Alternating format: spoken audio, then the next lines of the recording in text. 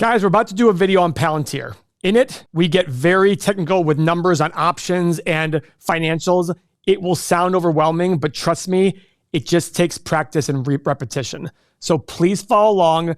Please rewind, do whatever you need to do. Most importantly, subscribe to the channel and watch our other videos because all of our methods are very, very similar to what we do in every other video. So thanks very much for your patience. It was hard for me when I first started as well, and it just took practice and repetition, and I got a lot better at it. Thanks, guys. Enjoy the video. Guys, Palantir. Everyone loves their Palantir videos. Why do they love my Palantir videos? Well, first off, if you're new to this channel, we've done over 1,900 videos. Palantir has fallen significantly in the last year.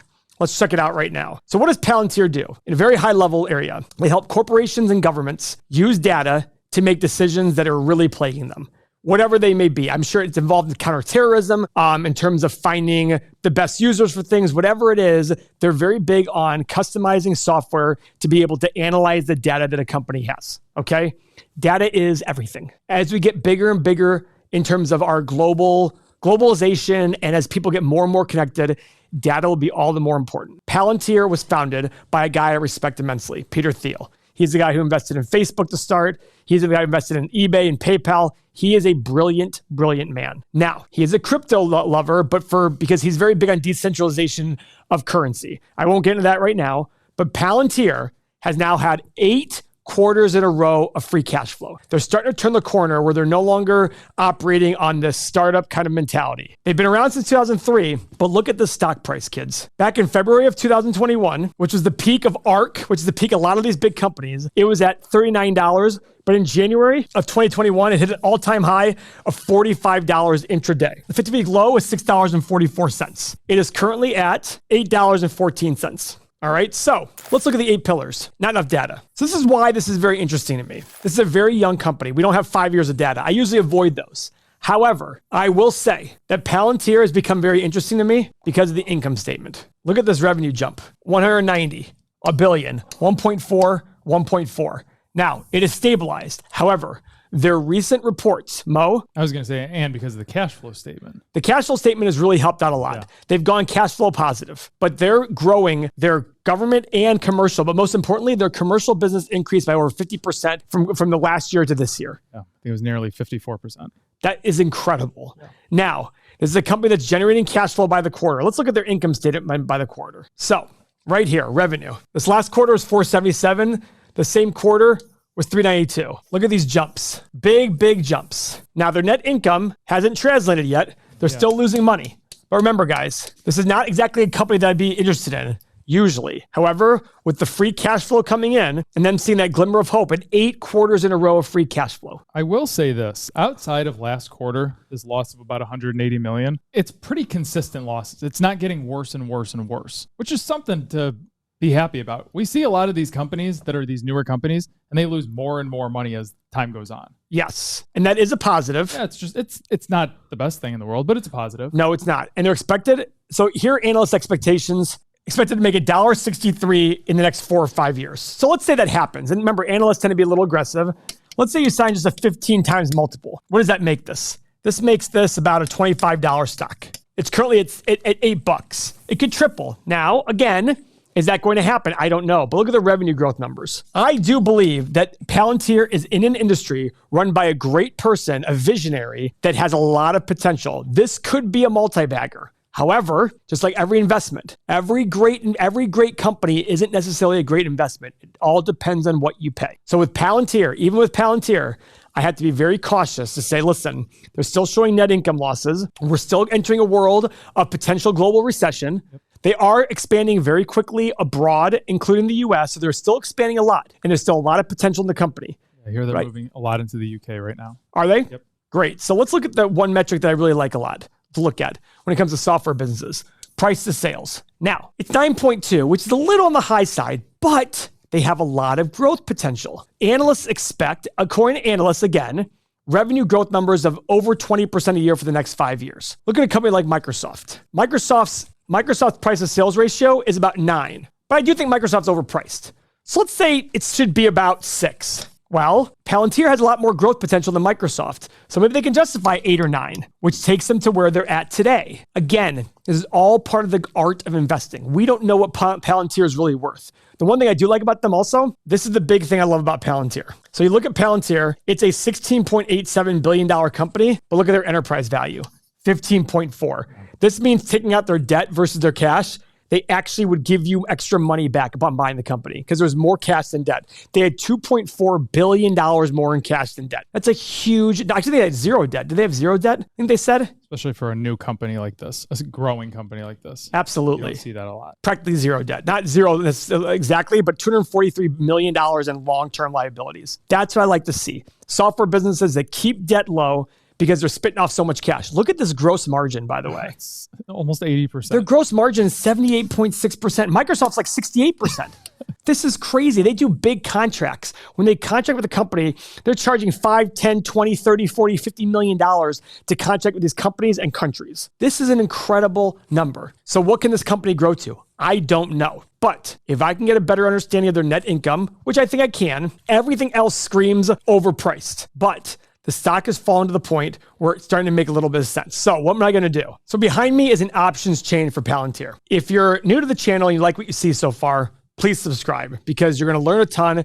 We have about 1,900 videos in our archives. We do 2 or 3 videos a day. This is about the 8th video I've made today that are going to go out in the next week or 2. So this options chain, what do options let me do? Well, if I sell puts, Mo, why don't you explain what they do since you're options teacher here on the channel in our community? So what you're looking to do is sell puts at a lower price at a day in the future. So let's say that you're looking to January. What does that let you do? It lets you wait, gain some income because you're going to get paid to wait, and they could put those shares in your hands at that price, or they could not, and you just collected a lot of income just to wait and do nothing. Yeah. Now, So really quick. So before we go any further, we're going to analyze Palantir for what we want to pay it for it. But that's what Mo's doing now is looking at the lower prices to see what kind of income he can get at those lower prices in the future. I want to be clear about this. Do not do this on companies that you do not want to own. At prices you don't want to own them at. Exactly. So for example, at $45, when Palantir was at $45, you would say, yeah, maybe I want to own Palantir at $5. Don't sell puts at $30 because you might get assigned those shares at $30.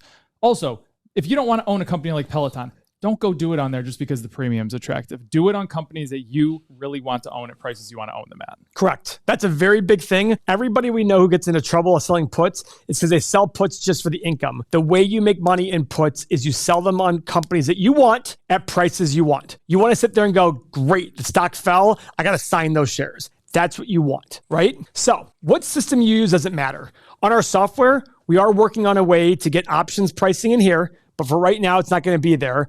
I use Street Smart Edge. Mo uses Webull. This is Webull over here. Now, I don't have any money with Charles Schwab, but... And I don't have any money with Webull. Correct. But what we use it for is their data, and then we go to our brokers and put the trades in. Yes. So let's look at the stock analyzer tool for Palantir. All right. So Mo, we're going to do a 10-year analysis. And the reason I do 10 years is it's enough to get through a full cycle usually. And I do believe Palantir will be around in 10 years. I do believe they'll generate more revenue and more profit. And I'm hoping to be able to buy it at a reasonable price today. So Mo, first line, revenue growth over the next 10 years. Give me low, middle, and high. How about 12, 16, and 20? I actually think you're being too conservative. I think so too. On the high side, but it's okay. On the high side? Well, analysts had about mid-20%. Oh, did they? Yeah. I'm sorry. I apologize. I think you're fine. All right, profit margin, because they're currently not generating any profit. Yeah, it's a hard one. It's a hard one. I don't know, 15, 20, 25? Okay, actually, that's exactly what I was thinking. Okay. But keep in mind, guys, their gross margin is very, very high. So if they can get to the point where they get over that certain hump where they're generating good profit, I think it'll be higher than 15, 20, and 25. But I think over a 10-year period, it should average about 15 on the low side, 25 on the high side, if they hit the goals that they're putting out there. Same thing for free cash flow? Free cash flow, yeah. Now, I could make the argument of higher because their free cash flow number... Oh, it is higher. Way higher. They're positive free cash flow. That's a good point. But over a decade, will it balance out? Maybe. But remember, at the beginning parts, the free cash flow will be there. It would be there. So I'm actually thinking 20, 25, and 30. Fair. Okay. Now, PE and price of free cash flow. Now, in 10 years, Mo, I do believe Palantir will still have a lot of potential for growth. I almost want to go 16, 18, and 20. 16, 18, and 20. Now, guys, if you're new to the channel, we rarely go this high.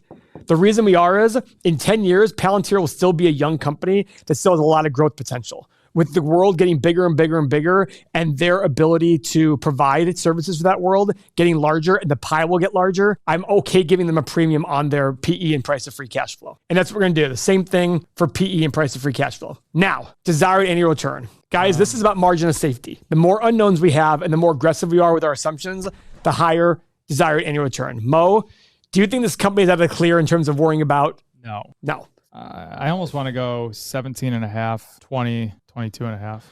Wow. So guys, we usually do like 12, 14, 16, 12, 13, 15. I don't disagree with Mo. I would have probably done 15, 20, and 25. I was thinking about going 15 and I was like, man, maybe 15 is a little bit too low. Go through your question marks. Would you be surprised if this company was not here in 10 years? I wouldn't be. I'm hesitant. I think if they're not here, it's because they've been acquired by somebody. Okay. Because I look at it going, they have the cash. Yeah. They don't have debt where they're going to be able to. It's not going to bury them. They're not going to get buried. It's not a slam dunk for me. I think you're right. Therefore, I gave it a higher margin of safety. Okay, but I think the low side. Okay, you know what? I'm going to do that. I'm going to do 17.5. What'd you say? It's 20 and 22.5? Yeah. Okay, guys, let's hit the analyze button. Now, the company is currently at $8. I want you to remember that if it's all green, it doesn't mean you go out and buy. It means go verify this.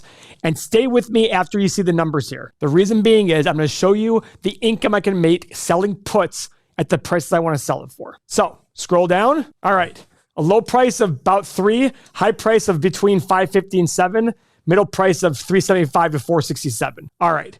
Now, in full disclosure, I have puts at $6 and $5 on this company. All right. Now, even though $6 on the high side, I have a lot of margin of safety here. So I do believe I can justify that as starting a position. So let's go see. Let's go to January of 2023. This is how many days from now? 68 days from now. For $6 put, I can get paid 16 cents. So that's 16 cents divided by $6. That's about 2.5% over 68 days. So around 2 months. That's 1.25% per month times 12. My annualized return is about 15%. I did that math very quickly. What I did here was I take my 16 cents, multiply it by what price am I gonna get charged for? I'm gonna get charged $6 if it falls below $6. So my 16 cents divided by $6 is 2.5% return. But that's 2.5% in 68 days. So how do I annualize that? I divide it by 2 months, which is a little bit over 2 months, but divided by 2 months is 1.25% per month, multiplied by 12 months out of the year to get an annual return around 15%. Now, this is back of the napkin. You can do much more, but the point is, am I willing to get paid 15% annually to wait for the stock to fall where I want it to go? Yeah. Now, For if you want that you want to own, yeah. Correct. One other thing you can do, go out further. Go to March and pick $5. I went to March and did 4. Okay, so Mo did 4. And at the time, I was getting paid 10 cents. So 10 cents. So March was 124 days. So 10 cents divided by $4 is 2.5%. 124 days is 4 months. Divided by 4 is 0.062. It's 0.625% times 12 is 7.5% annualized. So Mo's getting paid 7.5% return to buy the stock at $4 a share, which is over 50% lower than it is today. That's what you got to remember. It's 50% lower than it is today. Guys, there's a lot of math here. If it's over your head, it's okay. It was over my head, and I'm really good at math. It just takes practice and repeating it over and over. If you like what you're hearing here, just do something very simple. Spend $1 a day, join a community, get all our software, and get in to the ability to go learn options from other people. Thousands of people in here, and a lot of them do options and generate a lot of money. And guys, if you really, really want to learn options, we have a tier called the Oracles of EM where you come. I teach an options class once a week, and there's tons and tons of videos that you can go through. And it's just, I go through exactly what selling puts are, exactly what selling covered calls are. This is a great way for you to generate income over a long period of time. And it's worked out for so many people, including Mo and myself. We generate big income on selling puts and covered calls. So guys, if you like this video, don't forget to subscribe and check out everythingmoney.com. It'll be well worth your time. Thanks.